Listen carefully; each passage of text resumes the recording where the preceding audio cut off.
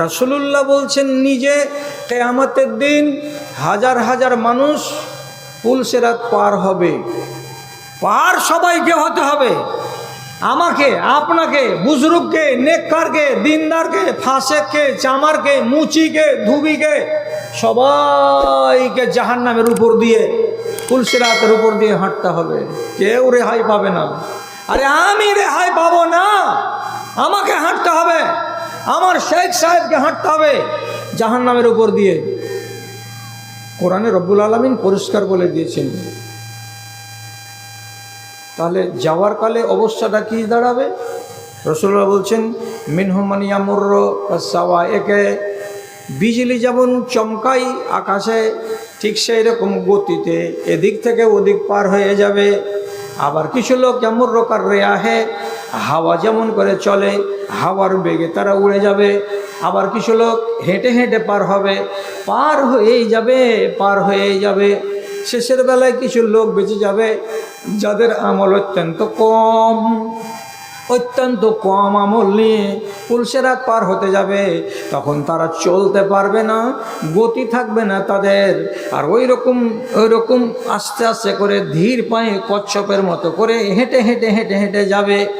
কিন্তু দেখা যাবে সহিহ হাদিসে প্রমাণ পাওয়া যাচ্ছে আল্লাহ পাকের নবী পুলসিরাতের এক কিনারায় দাঁড়িয়ে আছেন, আর দাঁড়িয়ে থেকে থেকে শুধু আল্লাহ রাব্বুল আলামিনকে বলছেন আল্লাহুম্মা সাল্লিম, আল্লাহুম্মা সাল্লিম। হে আল্লাহ, আমার উম্মতিদেরকে সহি সালামতে পার করে দাও। হে আল্লাহ, তুমি আমার উম্মতিদেরকে সহি সালামতে পার করে দাও। শুধু এই কথাটা বলছেন, আর হাজার হাজার মানুষ পার হয়েই যাচ্ছে, পার হয়েই যাচ্ছে, পার হয়েই যাচ্ছে। কিসের চিন্তা? নিজের উম্মতিকে বলে চিন্তা, আমার উম্মতি কেটে জাহান্নামে যেন পড়ে না যায়। তাহলে দরদটা কত আছে? এবার এই দরদটার আপনি কি রেখেছেন? কি রেখেছেন যদি বলি, তাহলে আবার হাদিস বলছি আপনাকে। রাসূলুল্লাহ একদিন বলছেন সাহাবীদের সামনে, ওদের তো আনারা আসদিকাই, আমার মন বলছে, আমার ইচ্ছা করছে আমি আমার দোস্তগুলোকে, আমি আমার বন্ধুগুলোর সাথে মোলাকাত করি। কবে দেখা পাবো? আমার বন্ধুদের সাথে। কবে মোলাকাত হবে? আমার দোস্ত আহবাবগুলোর সঙ্গে। সাহাবায়ে কেরাম সাথে সাথে বললেন আওয়ালাসনা আসদিকাওকা ইয়া রাসূলুল্লাহ, হে আল্লাহ পাকের রাসূল, আমরা কি আপনার বন্ধু নই? আমরা আপনার বন্ধু নই? আমরা যে আপনার সামনে এত লোক বেঁচে আছি, তা আপনি আমাদেরকে কি বন্ধু মনে করেন না? রাসূলুল্লাহ বলছেন বাল আনতুম আসহাবি, তোমরাকে আমি বন্ধু বলছি না, তোমরাকে আমি সাথী বলছি। তোমরা আমার সাহাবি, সাহাবি মানে তোমরা আমার সাথী। রাসূলুল্লাহ বলছেন তোমরা আমার সাথী। তাহলে আপনার বন্ধু কারা?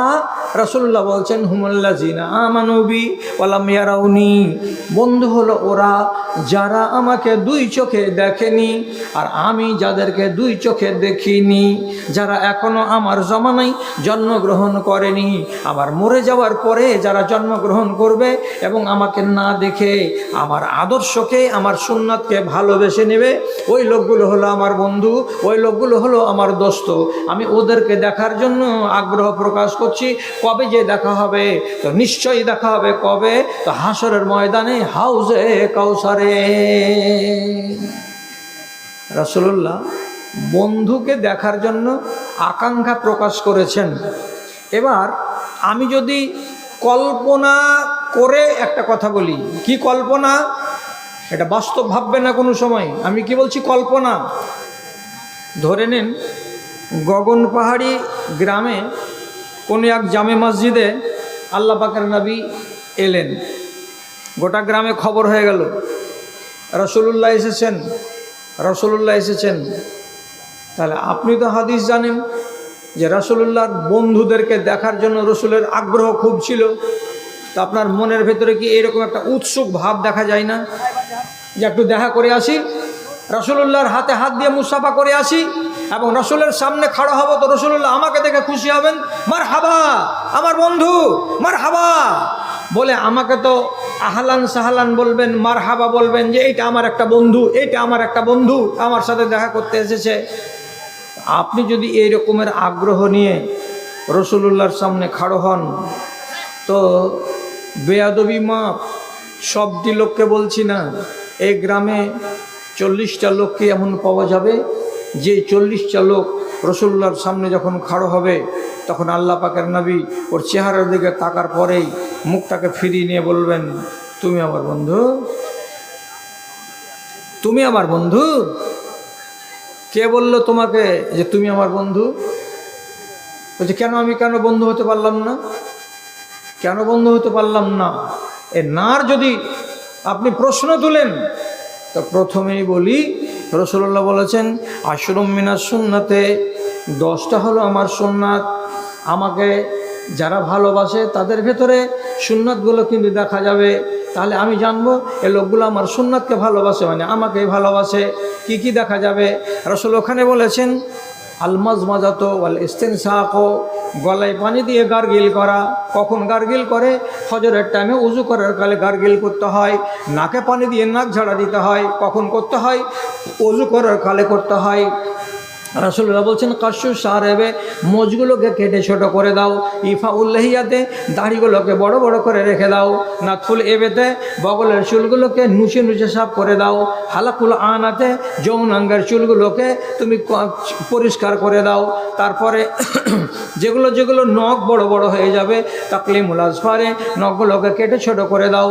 তারপরে রাসূলুল্লাহ বলছেন ওয়াল খেতান, বাড়িতে যদি বেটা ছেলে জন্মগ্রহণ করে তো বাচ্চাটা তোমরা খাতনা আদায় করে দাও।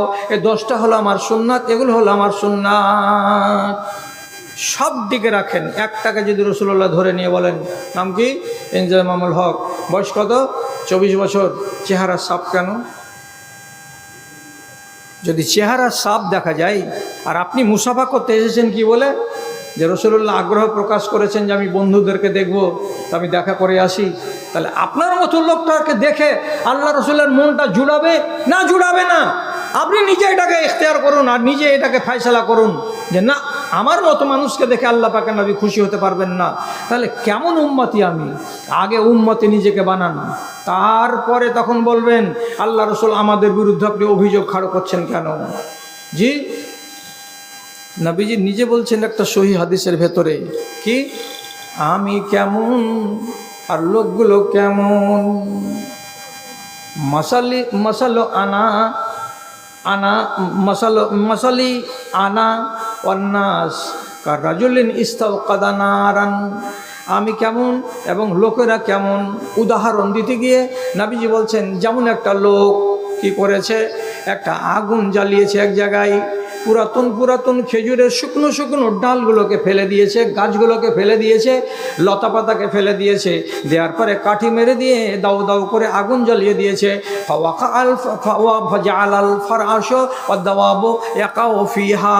যখন আগুন জ্বলতে লাগলো তখন চারিদিক থেকে এত বড় বড় পোকা, প্রজাপতি, ফুদকি আর ছোট ছোট ছোট ছোট প্রাণীগুলো এসে এসে এসে এসে পড়তে লাগলো। তখন ওই লোকটা বলছে হায় আল্লাহ, কি করলাম? আগুন কেন জ্বালালাম? আগুন জ্বালানোর পরে এখানে কত কত পোকামাকড় আর কত কত প্রজাপতি আর কত পঙ্গপাল আর কত রকমের কীড়ামাকড়া এসে আগুনে পুড়ে যেতে লাগলো। আহারে কি হলো কি হলো কি হলো করে একবার আগুনকে নিভাতে যাচ্ছে আর একবার এদেরকে এমনি করে করে কাপড় দিয়ে দিয়ে সরিয়ে দিয়ে দিয়ে বলছে আসিস না রে, এদিকে আসিস না, পুড়ে যাবি পুড়ে যাবি, এদিকে আসিস না আসিস না বলে ধাক্কা দিচ্ছে। কয় দিকে এসে লোকটা ধাক্কা দিবে আর কয় দিকে ওই জানোয়ারগুলোকে হাঁকাবে। একদিকে যদি হাঁকাচ্ছে তো আরেক দিক থেকে এসে আগুনে পড়ে যাচ্ছে, এদিকে গিয়ে যদি হাঁকাচ্ছে তো এদিক থেকে এসে জাহান্নামে পড়ে যাচ্ছে। ঠিক এইরকম রাসূলুল্লাহ বলছেন আনা বে হাজা যেকুম আনিন নারে ওয়ান নাসু ইয়াক্তাহিমুনা ফিহা। মানুষেরা কেমন হয়েছে? ঠিক ওই রকমই আগুনে পড়ে যাওয়া পঙ্গপালগুলোর মতো হয়েছে। আমি ওদেরকে বারবার করে বলছি, ওরে তোমরা আগুনের দিকে যেও না, আগুনের দিকে যেও না, মানে যে কাজ তোমাকে আগুনে ভরে দেবে সেই কাজ তুমি করিও না, সে কাজ তুমি করিও না। কিন্তু মানুষেরা শুনছে না, ওইগুলোই কাজ করে যাচ্ছে, যেগুলো কাজ করতে গেলে তাকে জাহান্নামে পুরে দেওয়া হবে। আর আমি কিনারায় দাঁড়িয়ে দাঁড়িয়ে লোককে সাবধান করতেই আছি, ও মানুষেরা এটা কাজ করিও না, না হলে আগুনে পুড়ে যাবে, এটা কাজ করিও না, না হলে আগুনে পুড়ে যাবে। কিন্তু মানুষেরা কথা শোনে না, যেমন ওই পঙ্গপালগুলো কথা বুঝে না। ঠিকই তো, ওয়াজ কতটি হয়? 52টি জুমার খুতবা হয়। কি হয়েছে আপনার? চুল সোজা করতে পারা গেছে? যায়নি। ওয়াজ কতটি হয়? এরকম জালসাগুলো বছরে আপনি 4-5টা শুনেন, আপনার দ্বারা কি সংশোধনের দন্ত শটা হয়েছে? হয়নি। তাহলে আমি কোন কোয়ালিটির মুসলমান?